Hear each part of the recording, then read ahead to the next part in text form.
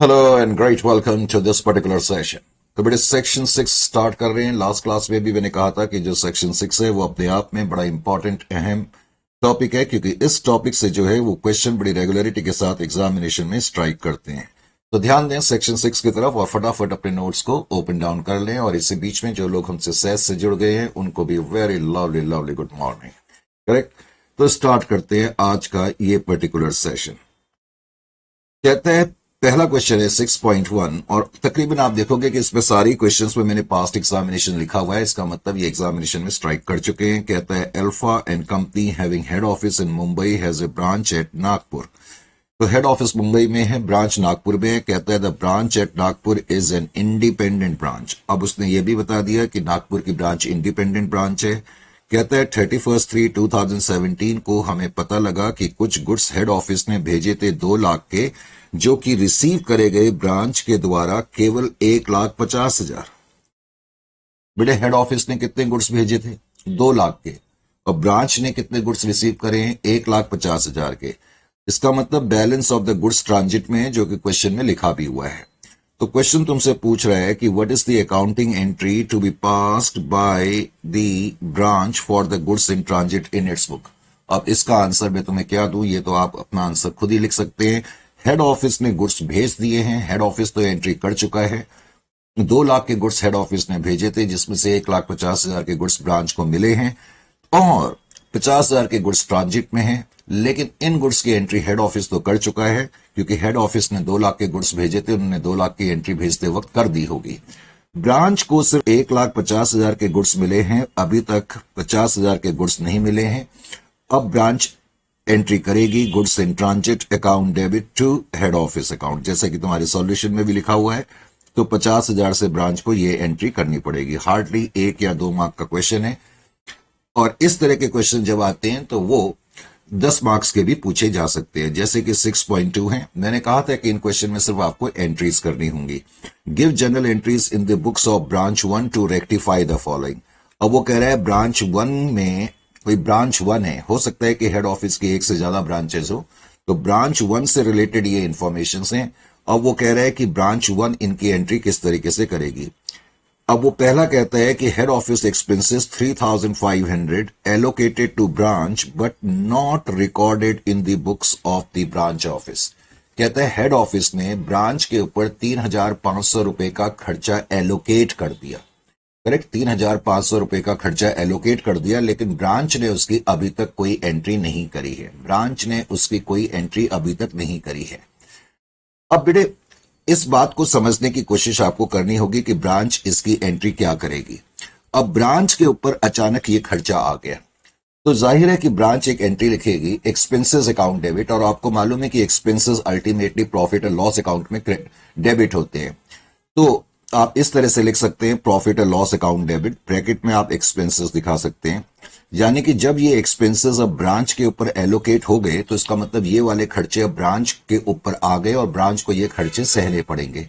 तो ब्रांच के ऊपर एक्सपेंसेस का एक खर्चा आ गया, तो प्रॉफिट और लॉस अकाउंट ब्रांच का कम हो जाएगा। ब्रांच की बुक्स में ये एंट्री होगी और लिखाई है कि ब्रांच की बुक्स में हमें एंट्री करनी है, तो ब्रांच का प्रॉफिट और लॉस अकाउंट कम हो जाएगा। और उसके अलावा ये पैसा, इसका मतलब ब्रांच ने हेड ऑफिस को देना है। एलोकेटेड का मतलब क्या हो गया बेटा, इस पॉइंट को मैं थोड़ा सा ना डिटेल में क्लियर कर दूं। मान लेते हैं कि एक फ्रेंड 1 है और एक मिस्टर ए है और एक मिस्टर बी है, ये दोनों फ्रेंड हैं। करेक्ट। इन लोगों ने डिसाइड करा कि आज हम घूमने फिरने जाएंगे, और इनके बीच में ये भी डिसाइड हो गया, इन दोनों के बीच में ये भी डिसाइड हो गया कि जो भी खर्चा आएगा पहले ए करेगा, सारा खर्चा ए करेगा, बाद में हम उस खर्चे को बराबर एलोकेट कर देंगे, बराबर बांट लेंगे।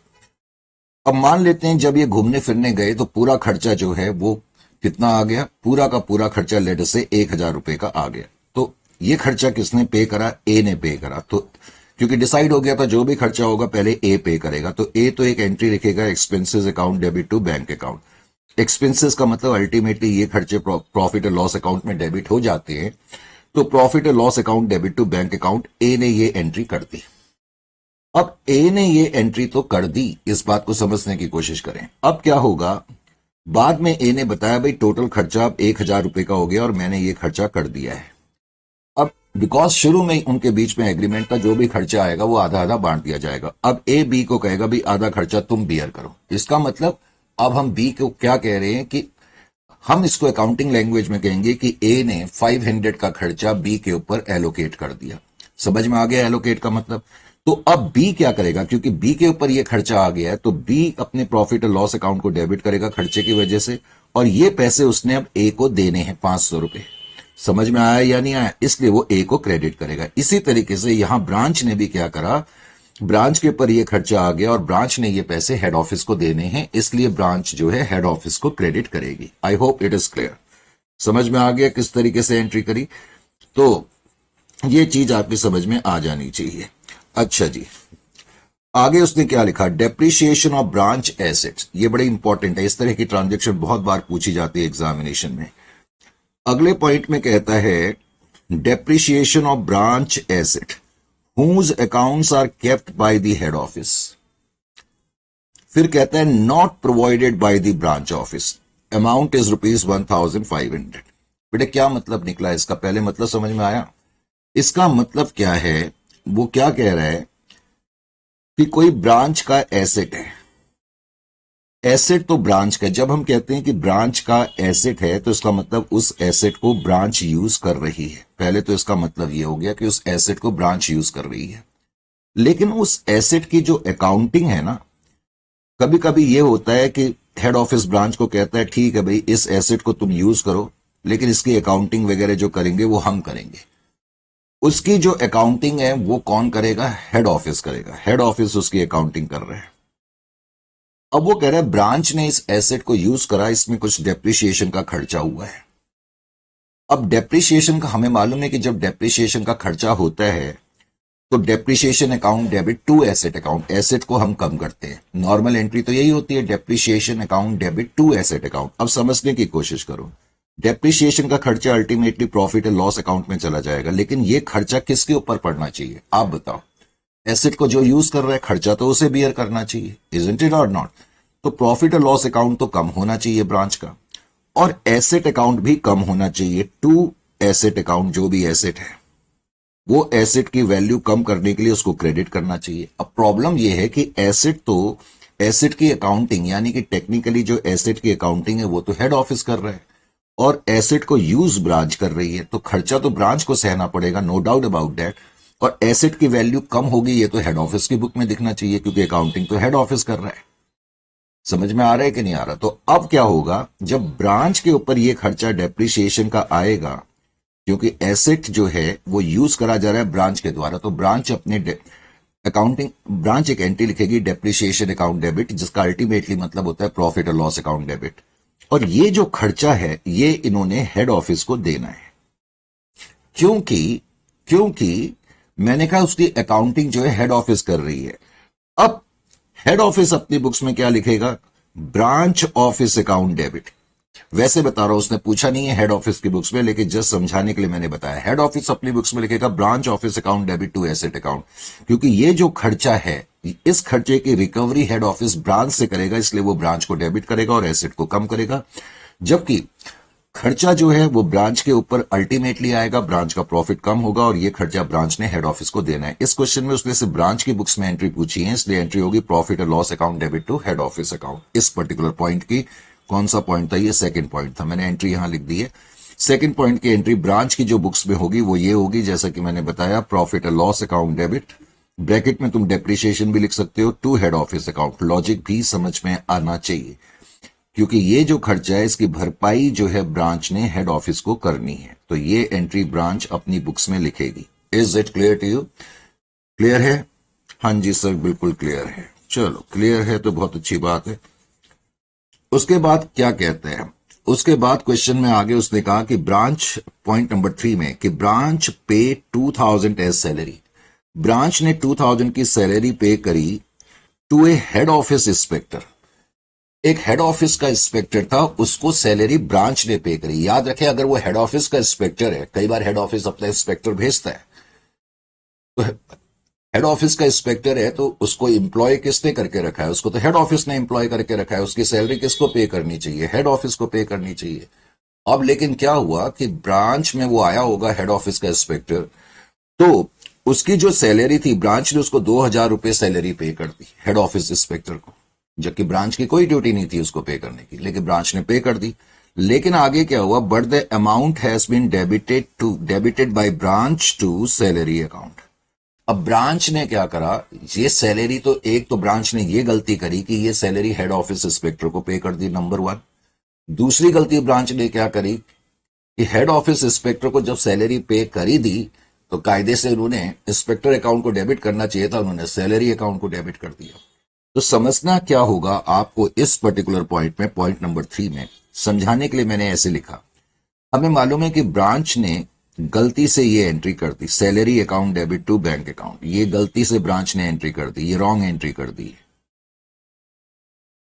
ब्रांच ने गलती से सैलरी अकाउंट को डेबिट कर दिया, इजंट इट और नॉट?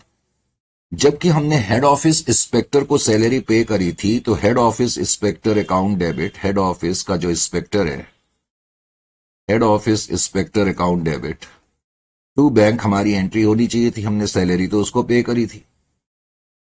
अब ब्रांच ने सैलरी अकाउंट को डेबिट कर दिया। मैंने कहा ना, जितने भी खर्चे हैं उसके आगे तुम पीएनएल खुद ही लिख लिया करो, तुम्हें पता है सैलरी, रेंट वगैरह ये सब अल्टीमेटली पीएनएल में ही जाती है।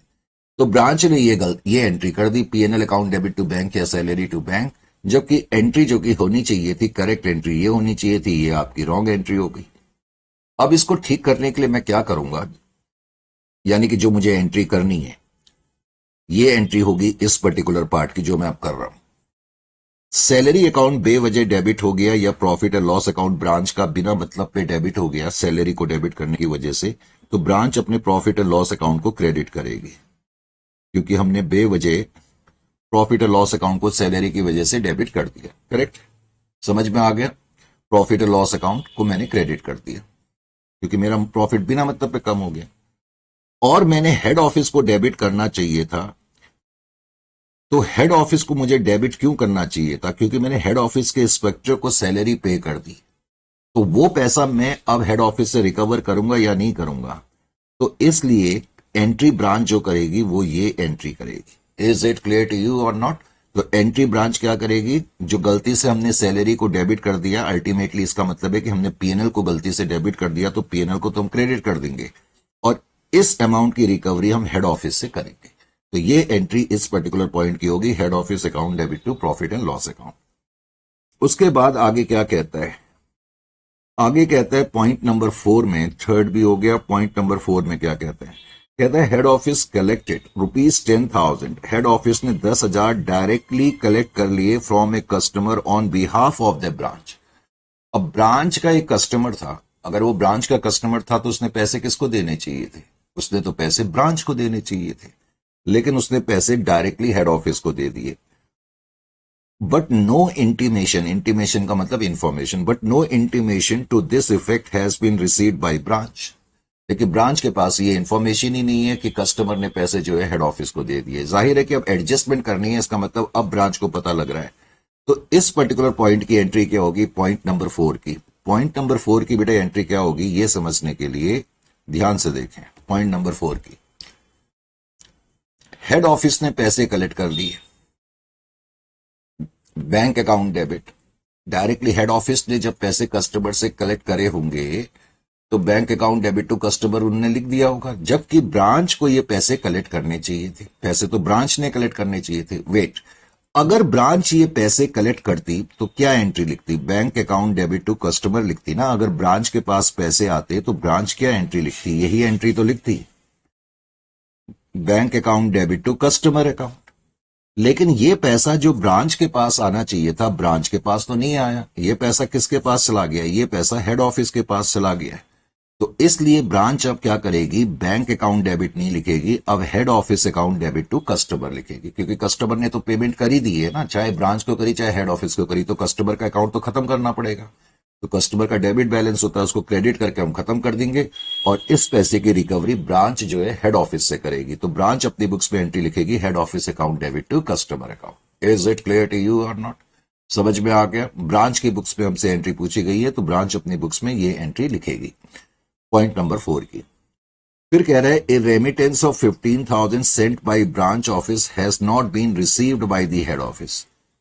बेटे पॉइंट नंबर 5 का आंसर होगा नो एंट्री, क्योंकि क्वेश्चन में पूछा है कि ब्रांच की बुक्स में क्या एंट्री होगी। तो ब्रांच तो अपनी बुक्स में कोई एंट्री नहीं करेगी, क्योंकि ब्रांच ने तो कैश भेज दिया है, ब्रांच ने तो चेक भेज दिया है ना। अब वो चेक रास्ते में है तो उसकी एंट्री जो है हेड ऑफिस ने नहीं करी है, इसकी एंट्री हेड ऑफिस की बुक्स में होगी। पूछा नहीं है, वैसे मैं बता रहा हूं, हेड ऑफिस की बुक्स में एंट्री होगी cheque in transit account debit to head office account, cheque in transit account debit to head office account, इसकी एंट्री करी जाएगी। अब कह रहा है branch 1 incurred advertisement expense of 3000 on behalf of branch 2। Branch 1 ने ब्रांच 2, कोई दूसरी ब्रांच होगी, उसके बिहाफ पर एडवर्टाइजमेंट का खर्चा करा। अब इस पॉइंट को समझे, पॉइंट नंबर 6 को। पॉइंट नंबर 6 को समझने के लिए मैंने क्या करा, ध्यान से समझे। हमारी ब्रांच 1 है, ये भूलना नहीं है, हमारी जो है वो ब्रांच 1 है। तो हमारी ब्रांच ने जब एडवर्टाइजमेंट का खर्चा करा होगा तो advertisement expense account debit, ultimately वो पीएनएल में डेबिट हो जाते हैं। तो इसका मतलब PNL account debit to bank account. जब हमने ये खर्चा करा होगा तो हमने ये एंट्री लिख दी होगी, हमने खर्चा करा।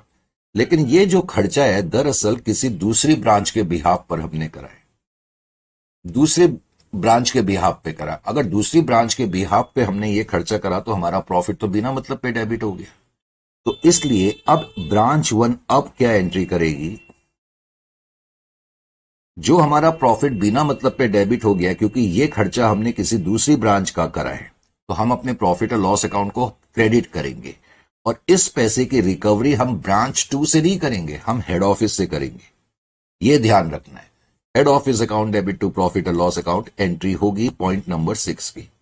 Is it clear to you? Head office account debit to profit and loss account. बात समझ में आ रही है या नहीं आ रही? सर बिल्कुल समझ में आ रही है। तो क्या एंट्री होंगी ये बिल्कुल क्लियर हो जाना चाहिए। 6 पॉइंट में ये एंट्री होगी। अब आप बोलोगे सर अपने ब्रांच अकाउंट 2 को डेबिट क्यों नहीं करा, हम उससे रिकवर क्यों नहीं कर रहे? बेटे उससे रिकवर हेड ऑफिस करेगा, वो हम नहीं करेंगे। हम तो पैसा हेड ऑफिस से रिकवर करेंगे, क्योंकि ब्रांच 2 का खर्चा करने की जिम्मेदारी जो है, सहने की जिम्मेदारी वो हेड ऑफिस की थी, वो हमारी नहीं थी। तो ये एंट्री इसकी होगी। तो इस तरह के क्वेश्चंस था एग्जामिनेशन में बहुत आते हैं। अब तुम देखो ये 6.3 कैसे नानू सा एक क्वेश्चन है। कहता है goods worth ₹50,000 sent by head office. Head office ने 50,000 के गुड्स भेजे ब्रांच को, correct, sent by head office, but branch has receive till the closing date only 40,000। तो वही पहले वाले क्वेश्चन की तरह है। 50,000 के गुड्स भेजे, उसमें से 40,000 के गुड्स मिले। ब्रांच की बुक्स में क्या एंट्री होंगी मुझे बताने की जरूरत नहीं है। Goods in transit account debit, तो 10,000 के गुड्स, इसका मतलब अभी रास्ते में है। Goods in transit account debit to head office account. Branch अपनी बुक्स में ये एंट्री लिखेगी। 6.4 में क्या कहते हैं, 6.4 को देखें। बड़े 6.4 में कहता है ग्लोबल लिमिटेड नाम की कोई कंपनी है। Global limited has a branch which closes its books of accounts every year on 31st of March. This is an independent branch. ये कहता है इंडिपेंडेंट ब्रांच है। This is an independent branch which maintains comprehensive books of accounts for recording the transactions, correct. आगे कहता है give general entries in the books of the branch to rectify the following. अब branch की books में मुझे entry करनी है। अब पहले वाला पॉइंट बिल्कुल क्वेश्चन नंबर 1 की तरह है। Head office expenses 1,35,000 allocated to branch. Head office ने 1,35,000 के खर्चे ब्रांच को एलोकेट कर दिए। जैसे कि मैंने ए और बी का एग्जांपल उस वक्त देके तुम्हें समझाने की कोशिश भी करी थी। जब हेड ऑफिस ने ब्रांच के ऊपर ये खर्चे एलोकेट कर दिए तो ब्रांच को अब ये खर्चे सहने पड़ेंगे और ब्रांच की बुक्स में एंट्री होगी profit and loss account debit, क्योंकि खर्चे अब ब्रांच को सहने पड़ेंगे तो ब्रांच का प्रॉफिट कम होगा और ये खर्चा उन्होंने हेड ऑफिस को देना है। तो ये एंट्री ब्रांच अपनी बुक्स में लिखेगी 1,35,000, जो भी अमाउंट है उससे लिखेगी। फिर कहता है डेप्रिसिएशन ऑफ ब्रांच एसेट्स। तो depreciation of branch assets whose accounts are kept by head office not provided by branch and amount of depreciation is 1,15,000। ये भी उस क्वेश्चन की तरह ही है कि ब्रांच का एक एसेट है। अगर ब्रांच का एसेट है तो डेप्रिसिएशन का खर्चा ब्रांच के ऊपर पड़ना चाहिए, तो इसलिए ब्रांच का प्रॉफिट और लॉस अकाउंट डेबिट करा जाएगा। और लेकिन इस खर्चे की भरपाई ब्रांच ने हेड ऑफिस को करनी है, क्योंकि अकाउंटिंग जो है वो हेड ऑफिस की बुक्स में हो रही है। और हेड ऑफिस की बुक्स में एंट्री पूछी नहीं है। वैसे मैं बता रहा हूं कि हेड ऑफिस अपनी बुक्स में एंट्री लिखेगा branch office account debit to fixed asset, fixed asset को कम करेगा, और जो ये डेप्रिसिएशन की वजह से फिक्स्ड एसेट कम हो गया इसकी रिकवरी वो ब्रांच से करेगा। तो ये एंट्री ब्रांच अपनी बुक्स में करेगी। फिर इसमें भी वही कह रहा है 1,40,000 सैलरी हमने हेड ऑफिस इंस्पेक्टर को पे कर दी और उस खर्चे को हमने डेबिट कर दिया, ब्रांच ने डेबिट कर दिया सैलरी अकाउंट में। तो यही मैंने अभी पहले बताया था तुम्हें, तो इसको तुम कर सकते हो। इसकी एंट्री क्या होगी मुझे बताने की जरूरत नहीं है, उस वक्त भी मैंने बताया था। देखो, ब्रांच ने बिना मतलब पे सैलरी को डेबिट कर दिया, यानी कि बिना मतलब पे अपना प्रॉफिट एंड लॉस अकाउंट कम कर दिया। तो अपने प्रॉफिट एंड लॉस अकाउंट को ब्रांच अब बढ़ाएगी to profit and loss account, और इस खर्चे की रिकवरी ब्रांच हेड ऑफिस से करेगी, क्योंकि ब्रांच ने सैलरी हेड ऑफिस इंस्पेक्टर को पे करी। तो हेड ऑफिस इंस्पेक्टर को पे करने की जिम्मेदारी हेड ऑफिस की थी, ब्रांच ने पे कर दिया, तो ब्रांच हेड ऑफिस को अब डेबिट करेगी, क्योंकि ये खर्चा ब्रांच हेड ऑफिस से रिकवर करेगी। इसलिए ये एंट्री इसकी होगी, जो भी अमाउंट है। आगे कहते हैं फोर्थ में, head office collected 1,30,000 directly from a customer on behalf of customer. ये तो सब पूरा क्वेश्चन रिपीट ही हो गया ऑलमोस्ट, बस फिगर्स अलग है। तो हेड ऑफिस ने 1,30,000 रुपए कलेक्ट करे, लेकिन कस्टमर जो था ब्रांच का था। तो ब्रांच का कस्टमर था, ब्रांच के पास पैसे आने चाहिए थे, ब्रांच के पास पैसे नहीं आए। तो पैसे किसके पास चले गए? हेड ऑफिस के पास चले गए। तो ब्रांच ये पैसा हेड ऑफिस से रिकवर करेगी और कस्टमर को क्रेडिट करेगी, क्योंकि कस्टमर ने तो पे कर दी है।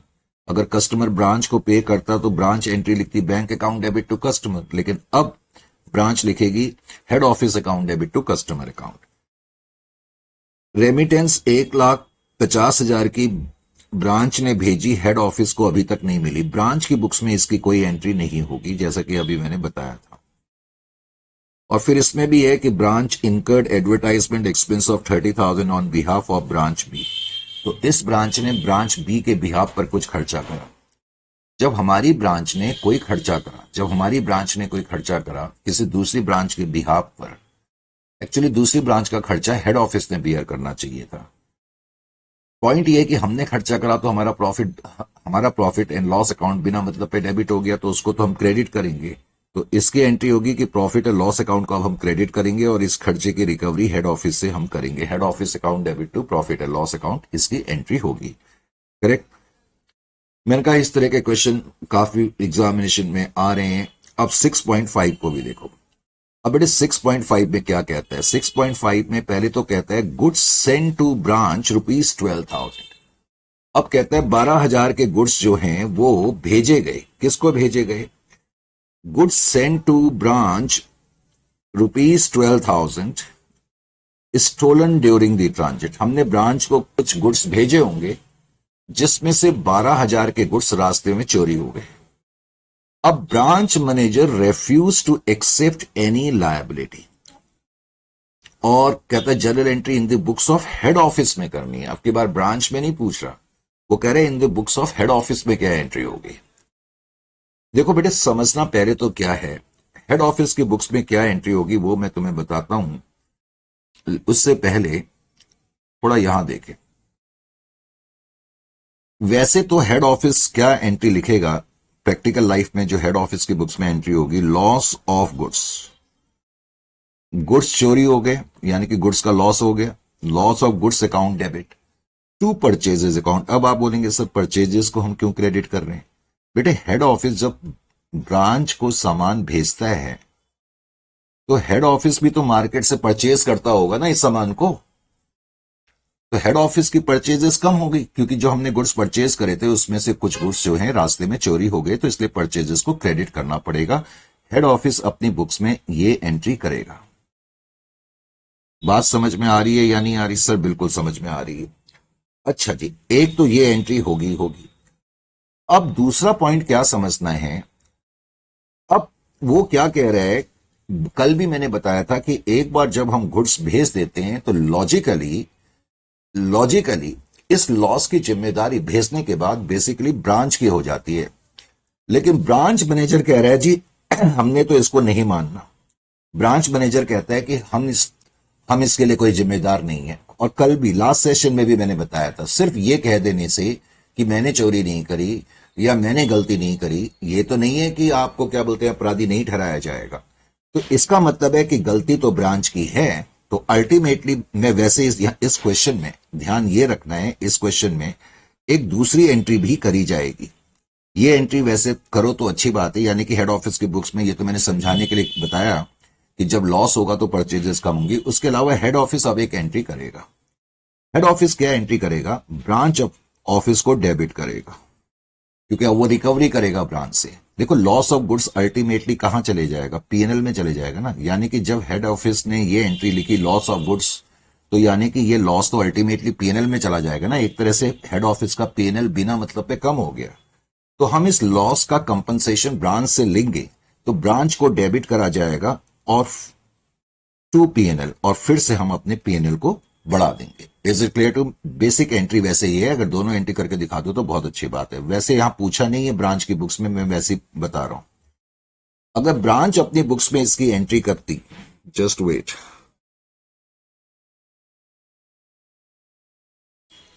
अगर ब्रांच ऑफिस अपनी बुक्स में इसकी एंट्री करती तो क्या एंट्री करेगी? अब ब्रांच, इसका मतलब है ब्रांच, भले ही ब्रांच मैनेजर ने रेफ्यूज कर दिया कि भाई हमारी कोई गलती नहीं है, लेकिन फिर भी ब्रांच को ये लॉस की जिम्मेदारी ब्रांच के ऊपर आएगी। अब जब ब्रांच के ऊपर आएगी तो ब्रांच को एक एंट्री करनी पड़ेगी अपनी बुक्स में, क्योंकि जब ये लॉस ब्रांच को सहना पड़ेगा तो ब्रांच का प्रॉफिट और लॉस अकाउंट कम होगा, और ब्रांच इस लॉस के लिए कंपनसेट करेगी हेड ऑफिस को। तो टू हेड ऑफिस ब्रांच अपनी बुक्स में ये एंट्री लिखेगी। Is it clear to you और नॉट? समझ में आ गया? पक्का? ठीक है जी। उसके बाद क्या कहता है?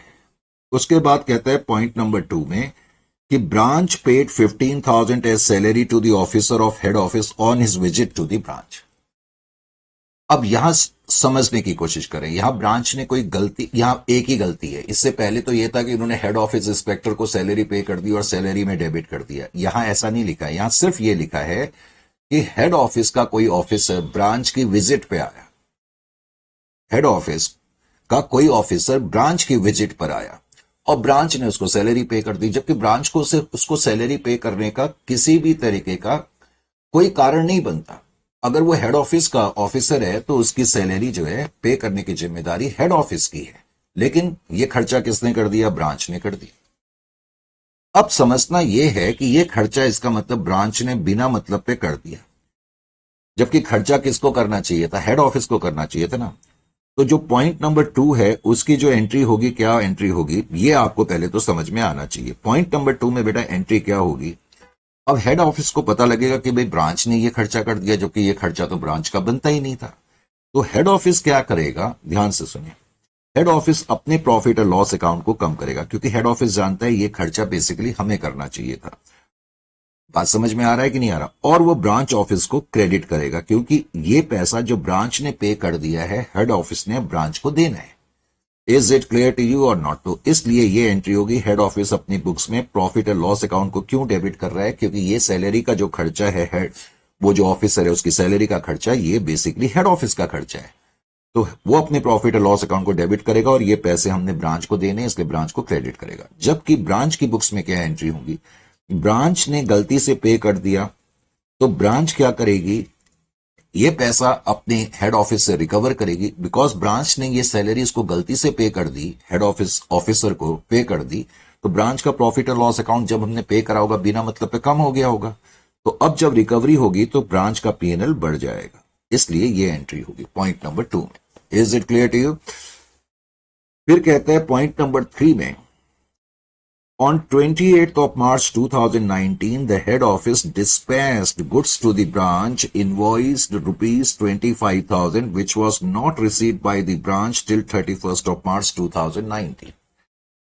28 मार्च को कहता है हेड ऑफिस ने गुड्स डिस्पैच करे थे ब्रांच को, हेड ऑफिस ने करे थे 25,000 के गुड्स, जो कि ब्रांच को नहीं मिले। अब मैं कई बार तुम्हें बता चुका हूं, जिसने सामान भेज दिया है वो तो एंट्री करेगा नहीं, क्योंकि वो तो एंट्री ऑलरेडी कर चुका होगा। तो पॉइंट नंबर 3 में जो तुम्हारी एंट्री होगी, ये तो पॉइंट नंबर 2 था, ये 1 था, और ये पॉइंट नंबर 3 है। पॉइंट नंबर 3 में हेड ऑफिस तो अपनी बुक्स में कोई एंट्री नहीं करेगा, क्योंकि ये ऑलरेडी एंट्री कर चुका है जब इन्होंने गुड्स भेजे होंगे। हाँ, ब्रांच अपनी बुक्स में एंट्री करेगी, goods in transit account debit to head office account. फिर पॉइंट नंबर 4 में कहता है कि एक रेमिटेंस है 10,000 रुपए की जो कि ब्रांच ने भेजी थी, लेकिन हेड ऑफिस को मिली तो सही 1 अप्रैल को मिली, लेकिन करंट अकाउंटिंग ईयर के खत्म होने तक तो नहीं मिली ना, 31 मार्च तक तो नहीं मिली। तो इसका मतलब 31 मार्च तक ये चेक इन ट्रांजिट है। तो cheque in transit point number 4 में ब्रांच अपनी तरफ से कोई एंट्री नहीं करेगी क्योंकि ब्रांच ने तो चेक भेज दिया है। अब ये चेक रास्ते में है, तो रास्ते में है तो हेड ऑफिस अपनी बुक्स में लिखेगा cheque in transit account debit to branch office account. तो ये एंट्री होगी। Is it clear to you? उसके बाद फिर कहता है head office made payment of 25,000 for purchase of goods by branch. अब ब्रांच ने कुछ गुड्स परचेज करे और उसकी पेमेंट कहता है हेड ऑफिस ने कर दी। सिर्फ पेमेंट ही नहीं करी, आगे कहता है wrongly debited its own purchases account. लो जी, पूरी कहानी क्या है? पूरी कहानी को अगर आपको समझना होगा, जस्ट समझाने के लिए, सामान परचेज तो करा था ब्रांच ने, सामान परचेज करा था ब्रांच ने, लेकिन हेड ऑफिस ने क्या करा? पेमेंट तो कर दी उसकी, चलो कोई बात नहीं, अब ब्रांच ने सामान पेमेंट करा दी और हेड ऑफिस ने पेमेंट कर दी, ये भी बात समझ में आ गई है। लेकिन हेड ऑफिस ने एक गलती और क्या कर दी? उन्होंने अपनी परचेजेस अकाउंट को डेबिट कर दिया, यानी कि उन्होंने रॉन्ग एंट्री यहां पर क्या कर दी, ये आपको समझ में आना चाहिए। सबसे पहले तो उन्होंने लिख दिया purchases account debit to bank account. क्या लिख दिया उन्होंने? Purchases account debit to bank account, purchases account debit to bank account. बात समझ में आ गई? उन्होंने ये गलती कर दी, जबकि उनको एंट्री क्या करनी चाहिए? ये तो रॉन्ग एंट्री कर दी ना उन्होंने, जबकि उनको करेक्ट एंट्री क्या करनी चाहिए थी? क्योंकि ब्रांच ने अगर कोई खर्चा करा, अगर ब्रांच कोई खर्चा कर रही है और उसकी पेमेंट हेड ऑफिस कर रहा है, तो हेड ऑफिस को एंट्री लिखनी चाहिए थी branch office account debit to bank account. क्यों लिखनी चाहिए थी? क्योंकि ये खर्चा ब्रांच का है और हेड ऑफिस इस खर्चे को ब्रांच से रिकवर करेगा। ये करेक्ट एंट्री होनी चाहिए थी या नहीं होनी चाहिए थी? सर बिल्कुल होनी चाहिए थी। तो अब हम क्या करेंगे, इसको रेक्टिफाई करेंगे और ये एंट्री हेड ऑफिस की बुक्स में होगी। जो तुम्हारा सॉल्यूशन होगा बेसिकली ये एंट्री वो होगी। तो रेक्टिफाई कैसे करेंगे? ब्रांच को हमने डेबिट करना चाहिए था, अभी तक करा तो नहीं है ना, क्योंकि ये एंट्री तो हमने करी नहीं, तो हम ब्रांच को अब डेबिट करेंगे और जो हमने अपनी खुद की परचेजेस, जो हमने खुद की परचेजेस बिना मतलब पे डेबिट कर दी उसको क्रेडिट कर देंगे। बेटे याद रखें, इससे पहले के लेवल पे आप trading account, profit and account इस तरह के वर्ड यूज करते थे। अब इस लेवल पे ना हम सिर्फ पीएनएल ही वर्ड यूज करते हैं, यानी कि वैसे तो हमें मालूम है कि परचेजेस अकाउंट ट्रेडिंग अकाउंट में जाते हैं, तो अल्टीमेटली परचेज होने से, परचेजेस को डेबिट करने से क्या हुआ कि हेड ऑफिस का प्रॉफिट कम हो गया बिना मतलब पे, करेक्ट? परचेजेस को डेबिट करने से। तो इसका मतलब अब बेसिकली जो एंट्री हो रही है branch office account debit to purchases कह लो या टू पीएनएल कह लो, बात एक ही है। Is it clear to you? तो अब ये पैसा हम रिकवर करेंगे ब्रांच से, क्योंकि ब्रांच का ये खर्चा था और हमने अपनी जो परचेजेस अकाउंट को या प्रॉफिट को बिना मतलब पे कम कर दिया, दोबारा से हम बढ़ा देंगे। Is it clear to you? वैसे ब्रांच की बुक्स में एंट्री होनी नहीं है, पूछा नहीं है, लेकिन मैं वैसे बताऊं, अब ब्रांच क्या करेगी? खर्चा ब्रांच का था तो ब्रांच के ऊपर आना चाहिए, ब्रांच का प्रॉफिट कम होगा, और ये खर्चा हेड ऑफिस ने कर दिया तो ब्रांच की ड्यूटी बनती है कि इस पैसे को वो हेड ऑफिस को दे। Is it clear? ब्रांच अपनी बुक्स में ये एंट्री करती है। आइए जी, आगे क्या कहते हैं? आगे कह रहे 6.6 में, 6.6 में कहता है, एक सेकंड के लिए, give general entries in the books of the head office on 31/3/2021 to rectify the following. कहता है डेप्रिशिएशन अमाउंटिंग टू, पहले तो हेड ऑफिस की बुक्स में एंट्री करनी है, ध्यान ये रखना है। Depreciation amounting to 11,000 on branch fixed asset, branch के एसेट है उसका डेप्रिशिएशन है 11,000। Where such accounts are maintained in the books of head office. तो ब्रांच का एसेट है, पहले तो समझ में ये आना चाहिए, एसेट किसका है? ब्रांच का एसेट है। उस एसेट को यूज कौन कर रहा है? ब्रांच कर रही है, लेकिन अकाउंटिंग कौन कर रहा है? हेड ऑफिस कर रहा है। तो हेड ऑफिस को अपनी बुक्स में डेप्रिशिएशन की वजह से, देखो यहां पर फिक्स्ड एसेट को कम करना पड़ेगा, ब्रांच फिक्स्ड एसेट को कम करने के लिए हम क्रेडिट करेंगे, इसमें तो कोई डाउट नहीं है।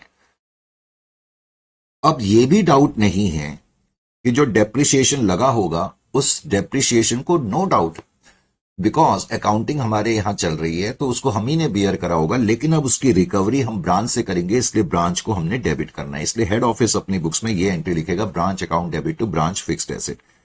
ब्रांच की बुक्स में पूछा नहीं है सर, समझाने के लिए मैं बता रहा हूं। ब्रांच अपनी बुक्स में क्या एंट्री करेगी, क्योंकि ये खर्चा ब्रांच का था तो ब्रांच अपने प्रॉफिट एंड लॉस अकाउंट को डेबिट करेगी डेप्रिसिएशन की वजह से, profit and loss account debit. और डेप्रिसिएशन का ये खर्चा जो है हेड ऑफिस ने बियर करा है, तो इसलिए हम हेड ऑफिस को क्रेडिट करेंगे क्योंकि हमें हेड ऑफिस को देना पड़ेगा। फिर कहते हैं पॉइंट नंबर 2 में, goods transferred, goods amounting to 7,500 transferred from city F branch to city G branch. हमारी जो ब्रांच है वो जो लिखा तो नहीं है, लेकिन हम मान लेते हैं कि हमारी ब्रांच जो है वो कौन सी ब्रांच है। अब ये क्वेश्चन में उसने स्पेसिफाई नहीं करा हुआ, बस उसने तो ये लिख दिया, goods amounting to 7,500 transferred from city F branch to city G branch. चलो कोई बात नहीं, हम मान लेते हैं कि जो हमारी ब्रांच है, वैसे क्वेश्चन वो तुम्हें क्लैरिफाई करेगा। अच्छा, उसने तो क्वेश्चन में सिर्फ ये पूछा है कि हेड ऑफिस की बुक्स में एंट्री करनी है, इसलिए उसने नाम नहीं दिया, क्योंकि हेड ऑफिस की बुक्स में पूछ रहा है। तो हेड ऑफिस तो एक सिंपल सी एंट्री करेगा। देखो, हेड ऑफिस की 2 ब्रांचेस होंगी कोई, और एक ब्रांच का नाम होगा एफ, एक का नाम होगा जी। क्वेश्चन में कह रहा है गुड्स 7,500 के ट्रांसफर कर दिए सिटी एफ ब्रांच ने सिटी जी ब्रांच को। कोई ब्रांच दूसरी ब्रांच को गुड्स अपने आप तो ट्रांसफर करेगी नहीं, जब हेड ऑफिस उसको डायरेक्शन देगा तभी तो करेगी। तो कहते हैं जो एफ नाम की ब्रांच है उसने जी नाम की ब्रांच को गुड्स ट्रांसफर कर दिए। तो हेड ऑफिस अपनी बुक्स में क्या एंट्री लिखेगा, जिस ब्रांच को गुड्स मिले हैं, कौन सी ब्रांच को मिले हैं, ब्रांच जी के पास गुड्स आ रहे हैं, तो सिटी जी ब्रांच को तो वो डेबिट करेगा, और जिस ब्रांच ने गुड्स दिए हैं उस ब्रांच को वो क्रेडिट करेगा। Is it clear to you? उस ब्रांच को वो क्रेडिट करेगा। बात समझ में आ गई या नहीं आ गई? तो इसलिए हेड ऑफिस की बुक्स में ये एंट्री होंगी। उसके अलावा कहते हैं city G branch paid 2,10,000 for machinery purchased by head office. अब जो सिटी जी में हमारी ब्रांच है, सिटी जी में कोई ब्रांच है, वो कहता है हेड ऑफिस ने मशीनरी खरीदी, मशीनरी तो हेड ऑफिस ने खरीदी है, लेकिन उसकी पेमेंट जो है ब्रांच जी ने करी है। जो ब्रांच जी थी, यानी कि जो ब्रांच ऑफिस है जी, उसने पेमेंट कर दी, machinery account debit to bank लिख दिया, जबकि वो मशीनरी की जो पेमेंट है, वो मशीनरी जो है वो हेड ऑफिस की थी।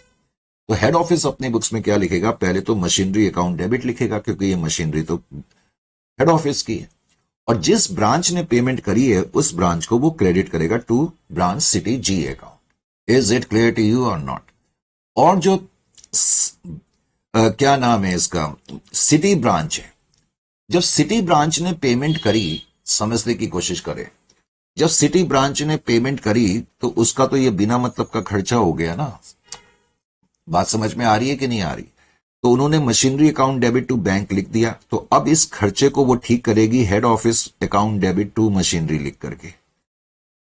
उन्होंने मशीनरी टू बैंक लिख दिया होगा, तो उस मशीनरी को वो हटाएगी, क्योंकि मशीनरी तो हमारी है ही नहीं, ब्रांच जी की तो है ही नहीं। तो मशीनरी अकाउंट को कैंसिल करने के लिए हम क्रेडिट कर देंगे, और ये पैसा हम रिकवर करेंगे हेड ऑफिस से। आगे कहते हैं branch in city F collected 8,000 from A city F customer of the head office. वो क्या कह रहा है समझने की कोशिश करें। कोई ब्रांच जो सिटी एफ में है उसने 8,000 रुपए कलेक्ट कर लिए। किससे कलेक्ट कर लिए? From A city F customer of the head office.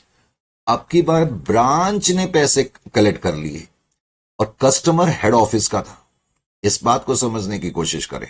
तो अब हेड ऑफिस क्या करेगा, क्योंकि कस्टमर अब की बार हेड ऑफिस का है, तो पैसे हेड ऑफिस के पास आने चाहिए थे। अगर हेड ऑफिस कलेक्ट करता तो हेड ऑफिस लिखता bank account debit to debtors. अगर हेड ऑफिस ने खुद पैसे कलेक्ट करे होते तो वो लिखता bank account debit to customer या डेटर अकाउंट। लिखता या नहीं लिखता? लेकिन ये पैसे अब किसने कलेक्ट कर लिए? सिटी एफ ब्रांच ने कर लिए। तो सिटी एफ ब्रांच को अब वो डेबिट कर देगा और डेटर्स को तो क्रेडिट करना ही है। Is it clear to you? क्योंकि इस पैसे की रिकवरी अब हमने ब्रांच से करनी है। फिर कहते हैं ₹20,000 गुड्स, कहते हैं 20,000 के हेड ऑफिस ने ब्रांच को भेजे जो कि सिटी जी में है, 28 मार्च को भेजे, लेकिन वो रिसीव हुए 10 अप्रैल को। गुड्स किसने भेजे? गुड्स तो हेड ऑफिस ने भेजे हैं, तो हेड ऑफिस तो इसकी एंट्री कर चुका होगा, तो हेड ऑफिस जो है अपनी बुक्स में वैसे कोई एंट्री इसकी करेगा नहीं। यहां तुम्हें ये करने की जरूरत नहीं, ये एंट्री तो वो ऑलरेडी कर चुका है, तो ये एंट्री तुम्हें करने की जरूरत नहीं है। हाँ, जिस ब्रांच को हमने गुड्स भेजे हैं वो ब्रांच इसकी एंट्री करेगी, ब्रांच उसकी एंट्री करेगी, goods in transit account debit to head office account. 6.7 में क्या कहते हैं? 6.7 को देखो, 6.7 में कहता है give general entries to rectify और adjust the following in the books of the head office. Goods purchase by branch 7,500, branch ने गुड्स परचेज करे, हेड ऑफिस की बुक्स में एंट्री करनी है, but payment was made by head office, payment head office ने करनी थी। Head office has wrongly debited this amount to its own purchases account. ऐसा ही एक क्वेश्चन पहले भी आया था। पहले तो ये खर्चा ब्रांच का था, और ये खर्चा ब्रांच का था, गुड्स परचेज बाय ब्रांच, ये ब्रांच ने गुड्स खरीदे थे, हेड ऑफिस ने पेमेंट कर दी। तो पहला काम तो हेड ऑफिस ये करेगा कि ब्रांच को डेबिट करेगा, क्योंकि ब्रांच से हमने इस खर्चे की रिकवरी करनी है, ब्रांच अकाउंट डेबिट।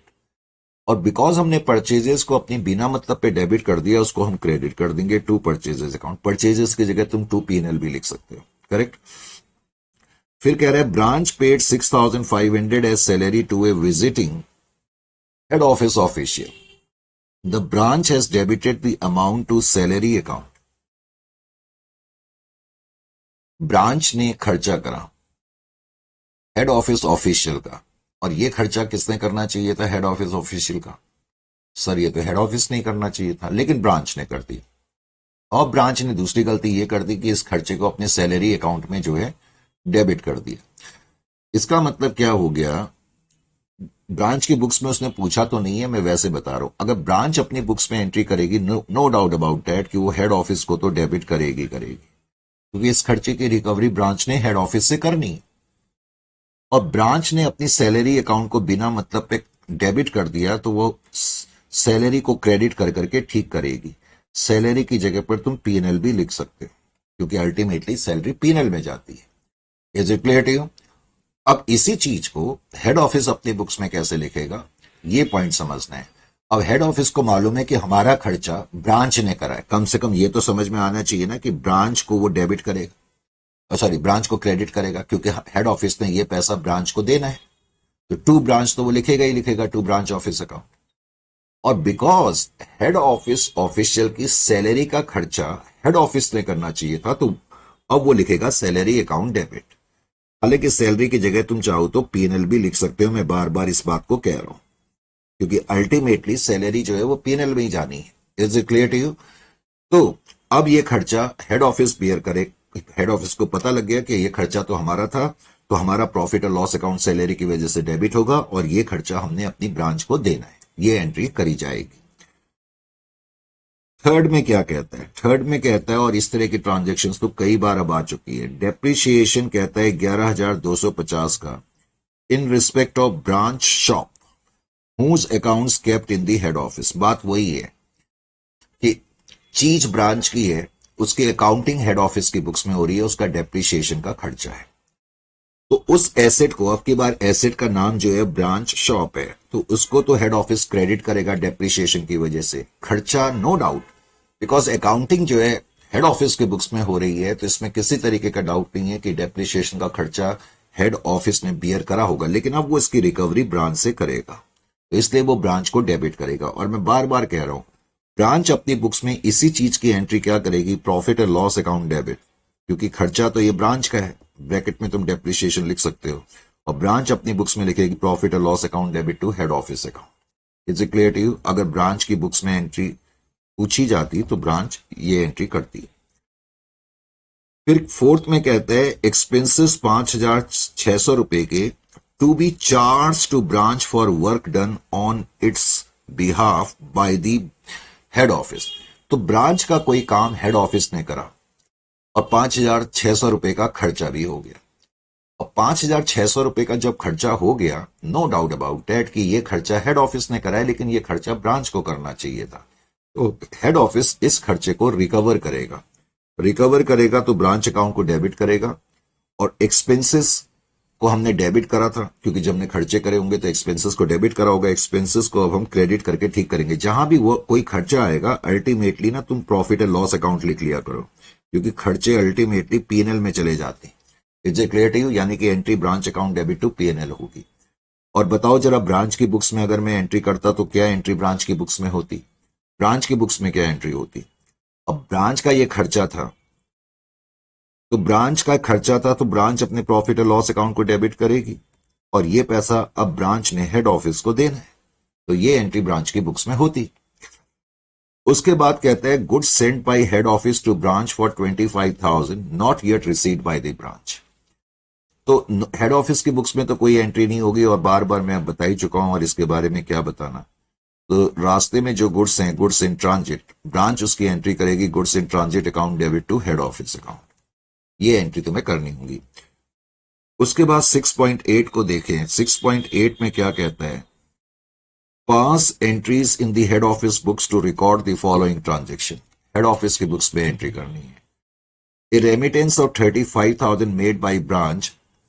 ब्रांच ने रेमिटेंसेस कर दिए, हेड ऑफिस को ये रेमिटेंसेस नहीं मिली हैं, तो ब्रांच तो अपनी बुक्स में एंट्री नहीं करेगी, और हेड ऑफिस अपनी बुक्स में क्या एंट्री करेगा ये तुम्हें मुझसे बेहतर मालूम है। Cash in transit account debit to branch office account, या सिंपली ब्रांच अकाउंट। फिर कहते हैं goods 63,000 sent by head office to branch and received by the latter on 4th of April 2022। इसकी एंट्री ब्रांच की बुक्स में होगी। Is it clear to you? Head office की books में ये एंट्री लिखने की जरूरत नहीं है, हालांकि कई ऑथर ये एंट्री लिख देते हैं हेड ऑफिस की बुक्स में गुड्स इन ट्रांजिट की भी। मैंने कहा ब्रांच की बुक्स में तो इसकी एंट्री होगी। ब्रांच की बुक्स में एंट्री होगी goods in transit account debit to head office account. Branch की बुक्स में तो ये एंट्री होगी, लेकिन हेड ऑफिस की बुक्स में ये एंट्री करने की जरूरत नहीं है, क्योंकि जब हेड ऑफिस ने सामान भेजा होगा उसने सारे गुड्स की एंट्री कर दी होगी, तो इसलिए करने की जरूरत नहीं होती है। Branch expenses 30,000। Branch paid 30,000 as salary to a visiting official. तो ब्रांच ने हेड ऑफिस की ऑफिशियल की सैलरी पे कर दी। अब ये ट्रांजेक्शन तो बहुत बार आ चुकी है ना, जबकि इसकी सैलरी किस पे पे करनी चाहिए थी? इसकी सैलरी जो पे करनी चाहिए थी, इसकी सैलरी जो पे किसने करनी चाहिए थी? इसकी सैलरी पे करनी चाहिए थी बेसिकली हेड ऑफिस ने। अगर हेड ऑफिस ने सैलरी पे करी होती तो उन्होंने लिखा होता salary account debit to bank account, यानी कि उनका प्रॉफिट एंड लॉस अकाउंट कम होता, तो सैलरी अकाउंट डेबिट या profit and loss account debit head office अपनी बुक्स में लिखेगा, और ये खर्चा उन्होंने ब्रांच को देना है। इस तरीके से इसको करा जाएगा। Is it clear to you और नॉट? उसके बाद 6.9 में क्या कहते हैं? 6.9 में वो क्या कहता है, आप मुझे बताएं।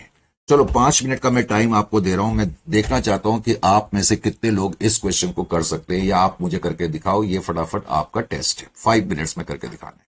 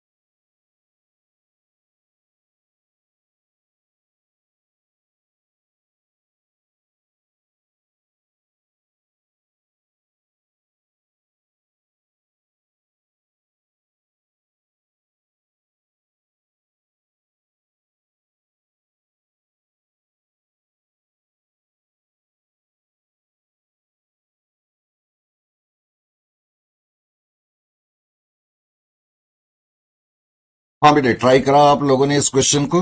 सर नहीं करा ट्राई। अच्छा, ट्राई नहीं करा, ये तो बड़ी गलत बात है। मैं तो सोचा था तुम लोगों ने ट्राई करा होगा। बहुत ही गलत। एनीवे, आगे बढ़ते हैं। बच्चे कहते हैं सर कराएंगे तभी करेंगे, ठीक है। अच्छा, कुछ लोगों का अब मैसेज आने शुरू हो गए जो सेस से कनेक्टेड है। वो कह रहे हैं कि सर कर लिया है। कुछ बच्चे कह रहे हैं हमने ट्राई करा है। Income of 2,800 allocated to the branch by head office but not recorded in the branch। पहले तो किसकी बुक्स में करनी है entry? Pass general entry in the books of N independent branch. ये पढ़ लेना चाहिए, ब्रांच की बुक्स में करनी है। तो 2,800 रुपए का खर्चा एलोकेट करा गया ब्रांच के ऊपर। जब भी इस तरह की लाइन आए ना, एलोकेट करा गया, तो ब्रांच के ऊपर एक खर्चा आ गया, तो क्या होगा? ब्रांच का प्रॉफिट कम हो जाएगा। ब्रैकेट में इनकम टैक्स लिख देना, जो भी खर्चे का नाम है। अच्छा, ये इनकम टैक्स तो है नहीं, ये तो सिर्फ इनकम लिखी हुई है। सॉरी सॉरी सॉरी सॉरी, ये तो मैंने नोट ही नहीं करा। ये तो इनकम लिखी है, सॉरी बेटे।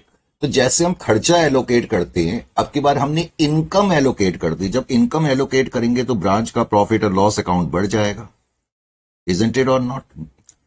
ब्रांच का प्रॉफिट और लॉस अकाउंट बढ़ेगा या घटेगा? सर बढ़ेगा, बिल्कुल, नो डाउट अबाउट दैट। तो ब्रांच ने, अच्छा सपोज खर्चा एलोकेट करते हैं तो हम एंट्री क्या लिखते हैं? खर्चा जब एलोकेट ब्रांच के ऊपर करा जाता है तो ब्रांच का प्रॉफिट कम होता है, और इसका मतलब ये वाला चीज ब्रांच ने हेड ऑफिस को देनी होती है। अब इनकम एलोकेट हो गई तो ब्रांच का प्रॉफिट बढ़ेगा और हम हेड ऑफिस को डेबिट करेंगे, क्योंकि ये इनकम का पैसा हमने हेड ऑफिस से लेना है। Is it clear to you? यहां तो देना है लेकिन यहां पर लेना है, इसका मतलब। तो इसलिए ये एंट्री इस पॉइंट की होगी। Provision for doubtful dates whose accounts are kept by head office not provided earlier for 1,000। अब वो क्या कह रहा है कि प्रोविजन फॉर डाउटफुल डेट्स का खर्चा तो है, whose accounts were kept by head office not provided earlier for ₹1,000। तो प्रोविजन फॉर डाउटफुल डेट्स हैं। अब कह रहा है उसके अकाउंट्स जो हैं वो हेड ऑफिस रखता है, और प्रोविजन फॉर डाउटफुल डेट्स हमने प्रोवाइड नहीं करे हैं, तो अब प्रोवाइड करने पड़ेंगे। तो करने पड़ेंगे तो इसका मतलब प्रॉफिट कम हो जाएगा, क्योंकि अकाउंटिंग कौन कर रहा है? हेड ऑफिस कर रहा है। अब हेड ऑफिस क्या करेगा? इस खर्चे को ब्रांच से रिकवर करेगा और डेटर्स को कम करेगा, क्योंकि जब प्रोविजन बनता है तो डेटर्स कम हो जाते हैं। ये हमने ब्रांच को क्यों डेबिट करा? क्योंकि हेड ऑफिस ने प्रोविजन फॉर डाउटफुल डेट्स का एक खर्चा करा होगा। Is it clear to you? उस खर्चे की रिकवरी हम ब्रांच से कर रहे हैं। ये तो हेड ऑफिस अपनी बुक्स में करेगा, हालांकि हमें हेड ऑफिस की बुक्स में एंट्री करनी नहीं है, ब्रांच की बुक्स में करनी है। तो ब्रांच अपनी बुक्स में अब एंट्री क्या करेगी? प्रॉफिट एंड लॉस अकाउंट, क्योंकि ये खर्चा ब्रांच के ऊपर आ गया और इस खर्चे की रिकवरी, सॉरी, इस खर्चे को हमने हेड ऑफिस को देना है। तो ब्रांच अपनी बुक्स में एंट्री करेगी profit and loss account debit to head office account. Third में कहता है कि ब्रांच ने 3,000 सैलरी पे करी हेड ऑफिस मैनेजर की। हेड ऑफिस का एम्प्लॉई है मैनेजर, और कहता है इस सैलरी को ब्रांच ने अपने सैलरी अकाउंट में डेबिट कर दिया। तो ब्रांच ने अपने सैलरी अकाउंट में डेबिट कर दिया। पॉइंट नंबर 3 में ब्रांच की बुक्स में क्या एंट्री होगी? ब्रांच ने खर्चा सैलरी अकाउंट में डेबिट कर दिया, यानी कि अपना प्रॉफिट बिना मतलब पे कम कर दिया। तो ब्रांच का प्रॉफिट बिना मतलब पे कम हो गया, इसका मतलब। और जबकि ये खर्चा किसका था? हेड ऑफिस का। तो अब एंट्री क्या होगी? Head office account debit. ये खर्चा हमने हेड ऑफिस से लेना है, और हमारा प्रॉफिट जो बेवजह डेबिट हो गया सैलरी की वजह से, तो वो अब हम क्रेडिट कर देंगे। इसी तरह से ब्रांच ने ट्रेवलिंग एक्सपेंसेस इनकर करे हैं on behalf of the other branches but not recorded in the books of the branch. तो दूसरी ब्रांच के बिहाफ पर इस ब्रांच ने खर्चे करे, दूसरी ब्रांच के बिहाफ पर। देखो, जब हमने खर्चे करे तो हमारी ब्रांच का प्रॉफिट बिना मतलब पे कम हो गया, लेकिन ये खर्चे दूसरी ब्रांच के थे, तो दूसरी ब्रांचेस से हम रिकवर करेंगे। हालांकि दूसरी ब्रांचेस से हम रिकवर नहीं करेंगे, हेड ऑफिस से रिकवर करेंगे। तो इसलिए इसकी एंट्री होगी हेड ऑफिस अकाउंट डेबिट, और अपने प्रॉफिट और लॉस अकाउंट को हम बढ़ा देंगे, क्योंकि हमने जब पहले खर्चा करा होगा तो हमारा प्रॉफिट कम हो गया होगा, इसलिए ये एंट्री अब करी जाएगी। 1,50,000 रुपए ब्रांच ने भेजे हैं, हेड ऑफिस को मिले नहीं है on the date of reconciliation, यानी कि जब हम कंसोलिडेटेड बैलेंस शीट बनाते हैं। पॉइंट नंबर 5 में ब्रांच की बुक्स पे कोई एंट्री नहीं होगी, हेड ऑफिस की बुक्स में एंट्री होगी। हेड ऑफिस की बुक्स में एंट्री होगी cheque in transit account debit to branch. Point number 6 में कहता है head office allocate 75,000 to branch as head office expenses. Which has not been recorded by the branch. अब branch ने 75,000 रुपए का खर्चा ब्रांच के ऊपर एलोकेट कर दिया, तो ब्रांच का प्रॉफिट और लॉस अकाउंट कम होगा और ब्रांच ने ये पैसा हेड ऑफिस को देना है। फिर कहते हैं हेड ऑफिस ने 30,000 रुपए डायरेक्टली एक ब्रांच कस्टमर से कलेक्ट करे। द इंटीमेशन या information has not been received by the branch, तो हेड ऑफिस ने कलेक्ट कर लिए। अगर ब्रांच रिसीव करती तो बैंक अकाउंट को डेबिट करती और कस्टमर को क्रेडिट करती। मैंने पहले भी आपको यह बताया था कि नहीं बताया था, लेकिन अब ब्रांच बैंक को डेबिट नहीं करेगी, किसको डेबिट करेगी? हेड ऑफिस को, क्योंकि यह पैसा हेड ऑफिस ने कलेक्ट कर लिया है।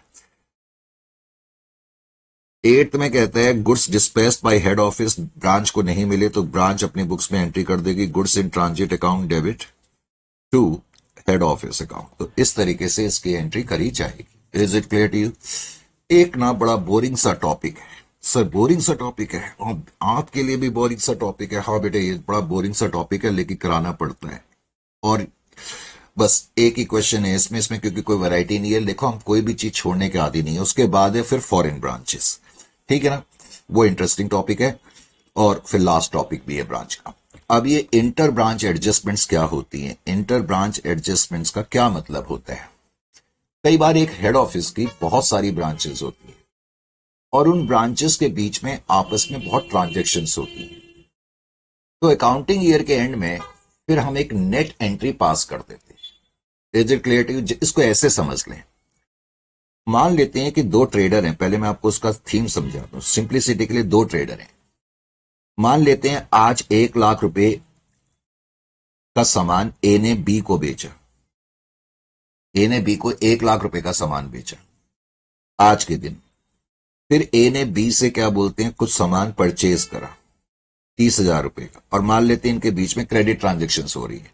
फिर ए ने बी सामान बेचा 2 लाख का बी को, और फिर इसने कुछ सामान परचेज करा कुछ दिन के बाद बी से 70,000 रुपए का। सिंप्लिसिटी के लिए मैंने बस इतनी ट्रांजेक्शन ली। तो अब तुम देख रहे हो कि ए और बी के बीच में बहुत ट्रांजेक्शन है। तो कभी ए बी को सामान बेच रहा है, कभी खरीद रहा है। तो अल्टीमेटली मैंने जो सामान खरीदा है 30 और 70 1 लाख का, और मैंने जो सामान बेचा है वो 3 लाख का। तो जो 3 लाख का सामान मैंने बेचा है, जाहिर है उसके पैसे मैंने लेने, ए ने पैसे लेने हैं, और जो मैंने जो परचेज करा सामान उसके पैसे मैंने देने हैं। तो अल्टीमेटली मैं बी को क्या बोलूंगा कि एक पर्टिकुलर टाइम के बाद यार हम इस अपनी ट्रांजेक्शन्स को नेट बेसिस पर एडजस्ट कर देंगे। नेट बेसिस का मतलब, हाँ भाई अब मैंने तेरे को 2 लाख देने तो 2 लाख ले ले, ओ सॉरी मैंने तेरे से अब 2 लाख लेने तो मुझे 2 लाख दे दे, हमारी ट्रांजेक्शन खत्म। ये होता है नेट ट्रांजेक्शन का मतलब। तो मैं कहना क्या चाहता हूं, कई बार जब एक हेड ऑफिस की बहुत सारी ब्रांचेस होती है और उनके दरमियान बहुत सारी ट्रांजेक्शन्स होती हैं, तो एक पर्टिकुलर टाइम के बाद वो नेट बेसिस पर ट्रांजेक्शन्स को एडजस्ट कर लेते हैं। अब वो कैसे करते हैं तुम्हें ये समझाया गया है। अब ये क्वेश्चंस जो है ना, ध्यान से देख लें पहले इसको। आगे कहता है show adjustment journal entry in the books of head office at the end of April 2023 for incorporation of inter-branch transaction, assuming that only head office maintains different branch accounts. ये मानते हुए कि अकाउंटिंग सिर्फ हेड ऑफिस की books में होती है, तो इन डिफरेंट ब्रांचेस के बीच में जो ट्रांजेक्शन हुई है उसकी एक एडजस्टमेंट एंट्री क्या होगी, यानी कि नेट एंट्री क्या होगी। अब आपने क्या नोट करा, तुम्हें दिया हुआ है कि एक तो दिल्ली ब्रांच है, करेक्ट, एक मुंबई ब्रांच है, एक चेन्नई ब्रांच है और एक कोलकाता ब्रांच है। Is it clear to you? कितनी ब्रांचेस है? बहुत सारी ब्रांचेस है। अब पहले में क्या कह रहा है, रिसीव्ड गुड्स फ्रॉम मुंबई, यानी कि दिल्ली ब्रांच ने मुंबई ब्रांच से 35,000 के गुड्स रिसीव करे और 15,000 के गुड्स कोलकाता ब्रांच से रिसीव करे। तो अब मुझे क्या करना होगा, अब इस क्वेश्चन को मुझे तुम्हें करके ही दिखाना पड़ेगा, ऐसे तो तुम्हारी समझ में नहीं आएगा। अपने नोट्स अच्छी तरह खोलने, तो तुम्हें समझाने के लिए मुझे बहुत कुछ करना पड़ता है। जस्ट वेट, लीजिए जी। अब इसको अच्छी तरह समझाने के लिए मैंने क्या करा, ध्यान से सुने। पहले क्वेश्चन की एक शीट भी मेरे को रखनी पड़ेगी ना, ऐसे तो काम होगा नहीं। तो क्वेश्चन की शीट कौन सा है? क्वेश्चन सेक्शन 7 हो गया स्टार्ट। ठीक है, सेक्शन 7 की मैं एक शीट निकाल लेता हूं। ये मैंने एक शीट निकाल ली सेक्शन 7 की। ठीक है, ये पीछे कुछ डायग्राम भी बना हुआ है, इसको छोड़ो। सेक्शन 7 इंटर ब्रांच ट्रांजेक्शन से रिलेटेड है। तो सेक्शन 7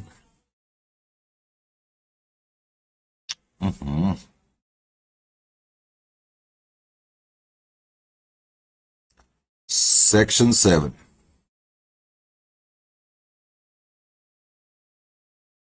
सेक्शन 7 में इंटर ब्रांच ट्रांजेक्शन हम कर रहे हैं। इंटर ब्रांच ट्रांजेक्शन को समझने के लिए पहले तो मैंने क्या करा, जितनी भी ब्रांचेस मैंने पढ़ी, एक मैंने बताया दिल्ली ब्रांच है, तो मैंने एक दिल्ली ब्रांच यहां पर लिख दिया। एक तो है दिल्ली ब्रांच। ठीक है, अब दिल्ली ब्रांच के अंदर मैंने दो कॉलम बना दिए, डेबिट के और क्रेडिट के। डेबिट के और क्रेडिट के। इसी तरह से फिर मैंने लिखा मुंबई ब्रांच। दूसरी ब्रांच है मुंबई ब्रांच, तो मुंबई ब्रांच मैंने लिखा। और मुंबई ब्रांच के अंदर भी मैंने दो कॉलम बना दिए, डेबिट और क्रेडिट के। डेबिट के और क्रेडिट के। उसके बाद फिर उसने दिया हुआ है चेन्नई ब्रांच। लीजिए जी, Chennai branch. Chennai branch. Chennai branch में भी मैंने एक डेबिट का और एक क्रेडिट का कॉलम बना दिया। थोड़ी सी और स्पेस क्रिएट करनी पड़ेगी। लीजिए जी, चेन्नई ब्रांच के बाद फिर एक ब्रांच और है कोलकाता ब्रांच। अब मैंने कोलकाता ब्रांच अकाउंट भी बनाना शुरू कर दिया। कोलकाता ब्रांच। कोलकाता ब्रांच में भी मैंने दो कॉलम बनाए, डेबिट के और क्रेडिट के। ये मुश्किल नहीं होता, पहले मैं तुम्हें बता दूं। अब सबसे पहले आप क्या देख रहे हैं, point number A, Delhi branch से रिलेटेड देख रहे हैं, तो यहां पर पहले तो आप लिख दे ए। अब ए के अंदर जितनी भी ट्रांजेक्शन है, पहली ट्रांजेक्शन, तो आपको ट्रांजेक्शन लिखने की जरूरत नहीं है, आपने ट्रांजेक्शन नंबर 1 लिख दिया। ट्रांजेक्शन 1 में कहता है रिसीव्ड गुड्स फ्रॉम मुंबई। हमें मुंबई से गुड्स मिले हैं। रिसीव्ड गुड्स फ्रॉम मुंबई किसको मिले? दिल्ली ब्रांच को। बस आपने ये देखना है हमारे पास क्या आ रहा है। जो आ रहा है तो उसको डेबिट करेंगे, जा रहा है तो क्रेडिट करेंगे। सिर्फ इस बेसिस पर इसको बनाना है और कुछ भी नहीं है इसमें। फॉर एग्जाम्पल गुड्स 35,000 के दिल्ली ब्रांच को मिले, तो मैंने यहां पर दिल्ली ब्रांच की डेबिट में लिख दिया 35,000। दिल्ली ब्रांच को तो गुड्स मिल गए और दिल्ली ब्रांच को 35,000 के जो गुड्स मिले, उसके अलावा 15,000 के गुड्स भी मिले, ये भी डेबिट में लिख दिया। अब कहता है 35,000 के जो गुड्स हमें मिले, ये किससे मिले? मुंबई से मिले। तो ये मुंबई की क्रेडिट में आएगा, क्योंकि ये भेज रही है, जिसके यहां से चीज जा रही है उसको उस ब्रांच में उसको क्रेडिट करेंगे। तो 35,000 का सामान इन्होंने भेजा है, इनकी क्रेडिट में लिखेंगे। इसी तरह से जो कोलकाता ब्रांच है, जो कोलकाता ब्रांच है उसने 15,000 के गुड्स भेजे हैं मुंबई ब्रांच को, तो कोलकाता की क्रेडिट में लिख देंगे। इस तरह से ये ट्रांजैक्शन, पहली ट्रांजैक्शन हमने इनकॉर्पोरेट कर दी। जिसके पास सामान आया, दिल्ली के पास सामान आया, वहां डेबिट कर दिया, जिन्होंने भेजा उसमें क्रेडिट कर दिया। बस ये आपने करना है इसमें। अब जैसे सेकेंड ट्रांजेक्शन है, second transaction point number A में, सेकेंड ट्रांजेक्शन में क्या कहता है? सेंट गुड्स टू चेन्नई, यानी कि दिल्ली ब्रांच ने चेन्नई ब्रांच को गुड्स भेजे और कोलकाता ब्रांच को गुड्स भेजे। बेटा आप इकट्ठे भी लिख सकते हैं, जैसे 25 प्लस 20 40। हमें मालूम है दिल्ली ब्रांच ने 25 प्लस 20 यानी कि 45,000 के गुड्स भेजे, तो मैं क्रेडिट में लिखूंगा, क्योंकि अब की बार दिल्ली ब्रांच भेज रही है। जो ब्रांच भेजेगी उसकी तो डेबिट में लिखना है, ये उसकी क्रेडिट में लिखना है, ये ध्यान रखना है। और जो रिसीव करेगी, अब वो कहता है जो तुमने ये गुड्स भेजे 45,000 के, इसमें से 25,000 के गुड्स चेन्नई को भेजे, इसका मतलब चेन्नई रिसीव कर रही है, तो चेन्नई की तुम डेबिट में लिखोगे 25,000। और उसके अलावा कोलकाता रिसीव करेगा 20,000, तो कोलकाता के 20,000 डेबिट में लिख देंगे। इस तरीके से हमने जाना है, बस और कुछ भी नहीं है इसमें। ट्रांजेक्शन 2 भी हो गई। ट्रांजेक्शन 3 को देखो। ट्रांजेक्शन 3 में क्या कहते हैं? कहते हैं बिल्स रिसीवेबल 20,000 के चेन्नई से मिले। क्या मिला?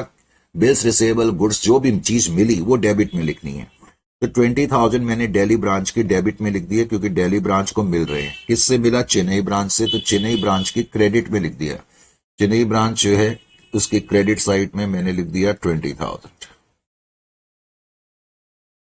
उसके अलावा फिर कहता है फोर्थ एक्सेप्टेंसेस। एक्सेप्टेंसेस जो हैं बेटे, एक्सेप्टेंसेस सेंड का मतलब मैंने बिल पे साइन करके भेज दिया, मेरे लिए ये बिल्स पेएबल है। तो कहता है दिल्ली ब्रांच ने मुंबई को 25 और कोलकाता को 10,000 टोटल 35,000 की एक्सेप्टेंसेस भेजी है। तो दिल्ली ब्रांच की तो क्रेडिट में लिखेंगे। मुंबई ब्रांच को जो 35,000 में से 20,000 की जो 25,000 की जो एक्सेप्टेंसेस हैं वो मुंबई ब्रांच को भेजी हैं, तो मुंबई ब्रांच रिसीव करेगी, मुंबई की डेबिट में लिखेंगे। और 10,000 की जो है वो कोलकाता ब्रांच रिसीव कर रही है, तो कोलकाता की डेबिट में लिख देंगे। इस तरह से दिल्ली की जो भी ट्रांजेक्शन थी वो तो खत्म हो गई। अब आ गए हम पॉइंट नंबर बी पे। बेटे पॉइंट नंबर बी में अब पहली ट्रांजेक्शन, पहले तो ये मुंबई ब्रांच की ट्रांजेक्शन है।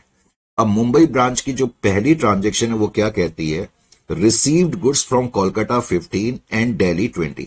15 और 20 टोटल 35,000 के गुड्स मुंबई ब्रांच को मिले हैं। 15 और 20 तो 35,000 मुंबई ब्रांच की डेबिट में लिख दो। ये मुंबई ब्रांच है, उसकी डेबिट में मैंने लिख दिया। अब जो 15,000 के गुड्स इनको दिल्ली से मिले हैं, तो इसका मतलब दिल्ली ने भेजे हैं, तो दिल्ली की मैं क्रेडिट में लिख, ओहो मुंबई ब्रांच की डेबिट तो ये है। बस ये थोड़ा सा इसमें ध्यान रखना पड़ता है इलेक्ट्रॉनिक बोर्ड में ना। मुंबई ब्रांच की डेबिट साइड ये है 35,000, मैंने यहां पर लिख दिया, और दिल्ली ब्रांच की क्रेडिट साइड ये है। तो 15,000 के गुड्स, इसका मतलब जो थे वो दिल्ली ने भेजे थे। मुंबई ब्रांच को कहता है कि गुड्स मिले हैं दिल्ली ब्रांच से 20,000 के। हो एक्सट्रीमली सॉरी, एक बार फ्लो टूटता है ना तो फिर टूटा ही रह जाता है। उसने दिया हुआ है 15,000 के कोलकाता से मिले, दिल्ली से 20,000 के मिले, तो 20,000 तो मैं यहां लिख दूंगा क्रेडिट में दिल्ली की।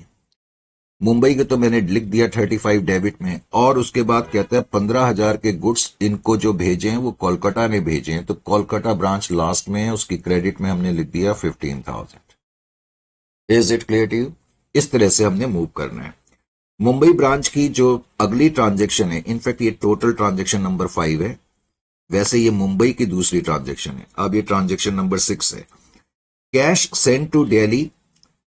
मुंबई ब्रांच ने, क्योंकि मुंबई ब्रांच से रिलेटेड है, इसका मतलब मुंबई ब्रांच ने कैश भेजा दिल्ली ब्रांच को, तो दिल्ली ब्रांच की तो डेबिट में 15,000 आ जाएगा, क्योंकि दिल्ली ब्रांच रिसीव करेगी कैश। और कहता है कोलकाता ब्रांच को 7,000 का भेजा, तो कोलकाता की डेबिट में 7,000 लिख देंगे। और भेजा किसने? मुंबई ब्रांच ने भेजा, तो मुंबई ब्रांच की क्रेडिट में हम लिखेंगे 15 + 7 22,000। मुंबई ब्रांच ने भेजा है टोटल 22,000, करेक्ट। अच्छा जी, इसके साथ ही इसकी भी ट्रांजेक्शन फॉर्चुनेटली खत्म हो गई। अब हम सी पे आ गए। सी जो है चेन्नई ब्रांच से रिलेटेड है। चेन्नई ब्रांच से रिलेटेड है, वैसे ये ओवरऑल ट्रांजेक्शन नंबर 7 है। कहता है received goods from Kolkata 30,000। Chennai branch ने गुड्स रिसीव करे 30,000 के, तो चेन्नई ब्रांच में तो डेबिट पे लिख देंगे 30,000। और ये गुड्स उन्होंने कोलकाता से रिसीव करे हैं, तो कोलकाता की क्रेडिट साइड में लिख देंगे 30,000। ट्रांजेक्शन 1 तो फटाफट खत्म हो गई। उसके बाद ट्रांजेक्शन नंबर 8 है। 8 में कहता है acceptances and cash Saint. Acceptances का मतलब बिल्स पेबल और कैश, कुल मिलाकर के 20 और 10 30,000 रुपए कैश में और बिल्स पेबल में मिलाकर के 30,000 रुपए भेजे हैं चेन्नई ब्रांच ने। बिकॉज चेन्नई ब्रांच ने भेजे हैं, तो चेन्नई ब्रांच की क्रेडिट में मैं लिखूंगा, चेन्नई ब्रांच की क्रेडिट ये है, तो क्रेडिट साइड में 30,000 तो मैं लिखूंगा 20 और 10। ये 30,000 तो हमने इसकी क्रेडिट में लिख दिए। कहते हैं इन्होंने जो भेजा है कोलकाता को 20 का भेजा है, तो कोलकाता की डेबिट में आ जाएगा 20,000। और 10,000 का acceptances and cash send to Kolkata. अच्छा, ये दोनों चीजें कोलकाता को भेजिए, तो कोलकाता की डेबिट में आ जाएगा 30,000। देखो 30,000 रुपए का कैश और बिल्स पेबल चेन्नई ब्रांच ने भेजा, उसकी क्रेडिट में लिखेंगे, और ये सारा सामान हमने जो कैश और बिल्स पेबल भेजे हैं ये हमने कोलकाता ब्रांच को भेजे, तो कोलकाता की डेबिट पे आ जाएगा। इसके साथ ही ये भी ट्रांजेक्शन पूरी हो गई। अब हो गया डी। ट्रांजेक्शन नंबर है आपका 9। ट्रांजेक्शन नंबर 9 में मैंने क्या लिखा, ये कोलकाता ब्रांच से रिलेटेड है। कहता है sent goods to Chennai 35,000। Kolkata branch ने गुड्स भेजे हैं, तो कोलकाता की तो पहले क्रेडिट साइड में आप लिख देंगे 35,000। क्या लिख देंगे? 35,000। किसको भेजे हैं? चेन्नई को भेजे हैं, तो चेन्नई की डेबिट साइड में लिख देंगे 35,000। उसके बाद 10th ट्रांजेक्शन जो है, कहता है कोलकाता ने paid cash to Chennai. Kolkata branch ने चेन्नई ब्रांच को कैश पे करा है। कोलकाता ब्रांच ने चेन्नई ब्रांच को कैश पे करा है। अब चेन्नई ब्रांच को कैश पे करा है तो चेन्नई के पास तो पैसा आ रहा है ना, तो चेन्नई को तो डेबिट कर देंगे एक बार फिर से 15,000 से, और कोलकाता ने ये पे करा है तो कोलकाता की क्रेडिट में लिख देंगे एक बार फिर से 15,000। और लास्ट ट्रांजेक्शन है फॉर्चुनेटली, अब जो लास्ट ट्रांजेक्शन है वो क्या कहती है, एक्सेप्टेंसेस, यानी कि कोलकाता ने एक्सेप्टेंसेस भेजी है चेन्नई को, कोलकाता ने चेन्नई को भेजी है, तो कोलकाता ने भेजी है तो एक बार फिर से कोलकाता की क्रेडिट में लिखेंगे 15,000, क्योंकि कोलकाता ब्रांच ने भेजी है। और कोलकाता ब्रांच ने भेजी है, किसको भेजी है, चेन्नई ब्रांच को भेजी है, तो चेन्नई के पास एक बार फिर से सामान आ रहा है, तो इसकी हम डेबिट में लिख देंगे चेन्नई की 15,000। बस ये काम आपको थोड़ा सा बहुत ही पेशेंस के साथ करना पड़ेगा सर, पेशेंस के साथ ही करना पड़ेगा, नहीं तो ये तो बिल्कुल हमारा गलत हो जाएगा। बिल्कुल ठीक कह रहे हो, इसमें थोड़ा सा ये ध्यान रखना। अब तुमने क्या करना है, दिल्ली की जितने भी डेबिट साइड के आइटम है और क्रेडिट साइड के आइटम है उसको पहले ऐड कर लो। सर दिल्ली के डेबिट साइड का टोटल और क्रेडिट साइड का टोटल हम ऐड कर लेते हैं। जब तुम ऐड करोगे ना, मैं तुम्हें वैसे ही बता रहा हूं, 85,000 डेबिट साइड का टोटल आ रहा है, दिल्ली की क्रेडिट साइड का टोटल 1 लाख आ रहा है। समझ में आया? इसका मतलब दिल्ली में बैलेंस जो है डेबिट साइड में आ रहा है। क्या आ रहा है? डेबिट साइड में बैलेंस आ रहा है। अब बेटे ध्यान ये रखना, अगर क्रेडिट साइड बड़ी होती है तो इसका मतलब ये क्रेडिट बैलेंस है। ये कौन सा बैलेंस है? इसको मैं क्या बोलूंगा? क्रेडिट बैलेंस बोलूंगा। इसको हम बोलेंगे क्रेडिट बैलेंस। एक सेकेंड रुके।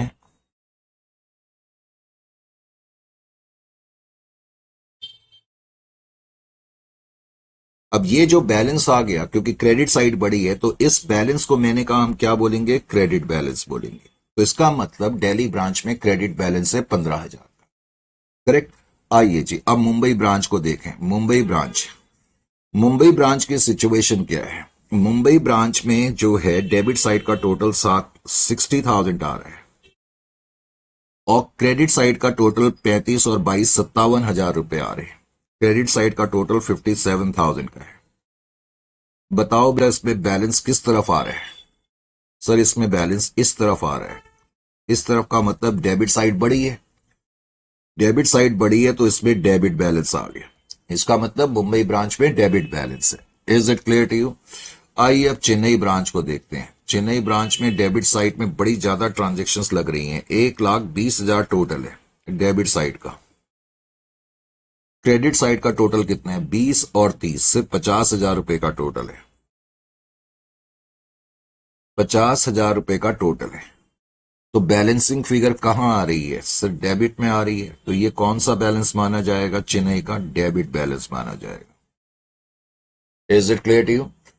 उसके अलावा अब हम करेंगे कोलकाता ब्रांच को। कोलकाता में भी काफी ट्रांजेक्शन है। क्रेडिट साइड इसकी काफी ज्यादा बड़ी है। 1,25,000 का टोटल क्रेडिट साइड का है। एक साइड इसकी इतनी है, दूसरी साइड में 30 और 30, 60 और 7, 67, तो 67,000 रुपीज। तो इसका मतलब इसकी क्रेडिट साइड बड़ी है, इजंट इट? अगर क्रेडिट साइड बड़ी है तो ये कौन सा बैलेंस माना जाएगा? 58,000। ये क्रेडिट बैलेंस माना जाएगा। Is it clear to you? अब तुमने कुछ नहीं करना, एक इन बैलेंसेस को देख करके एक एडजस्टमेंट एंट्री पास कर देनी है। बस ये सॉल्यूशन है। लंबा चौड़ा क्वेश्चन लग रहा है। अब ऐसा क्वेश्चन एग्जामिनेशन में आए, कुछ बच्चों ने अगर नहीं करा हो टॉपिक, वो सोचेंगे पता नहीं कितना बड़ा क्वेश्चन है, जबकि ये बहुत ही आसान क्वेश्चन है। तो एडजस्टमेंट एंट्री क्या करनी है बताओ? दिल्ली ब्रांच में क्रेडिट बैलेंस है, डेबिट बैलेंस है? सर क्रेडिट बैलेंस है, तो दिल्ली ब्रांच को तो मैं क्रेडिट में लिख दूंगा, टू दिल्ली। तो दिल्ली ब्रांच को तो हमने क्रेडिट कर दिया। अब दिल्ली ब्रांच को हमने क्रेडिट जो करा, जो बैलेंसिंग फिगर है उससे करा, 15,000 से। दूसरी ब्रांच मुंबई है, मुंबई में डेबिट बैलेंस है तो मुंबई को डेबिट करेंगे। Mumbai branch account, Mumbai branch account, Mumbai branch को हम क्या करेंगे? डेबिट करेंगे।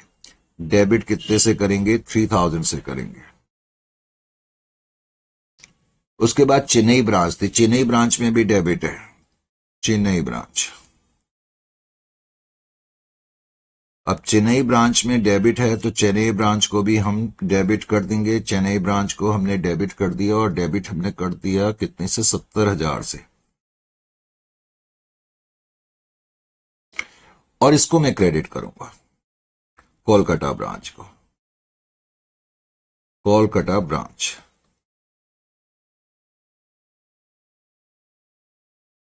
58,000। टोटल करके देखे 73 तो इसका मतलब ठीक है। इसका मतलब मुंबई और चेन्नई ब्रांच ने कुल मिलाकर के पैसे देने हैं दिल्ली और कोलकाता ब्रांच को 73,000 रुपीज। ये इसका मतलब भी निकला। समझ में आ गया? तो इसके साथ ही फिर आपका 7th सेक्शन भी फिनिश हो गया। अब बच गया फॉरेन ब्रांचेस। ये आप लोगों के लिए एक नई चीज है, फॉरेन ब्रांचेस। तो फॉरेन ब्रांचेस नेक्स्ट सेशन में करना स्टार्ट करेंगे शुरू, और फॉरेन ब्रांचेस के बारे में आप कुछ चीजें पढ़ेंगे जो इससे पहले शायद आप लोगों ने ना पढ़ी हो। तो नेक्स्ट सेशन में फिर मिलते हैं, और नेक्स्ट सेशन में इसकी चर्चा फिर हम करेंगे। ठीक है, आज के लिए इतना काफी है।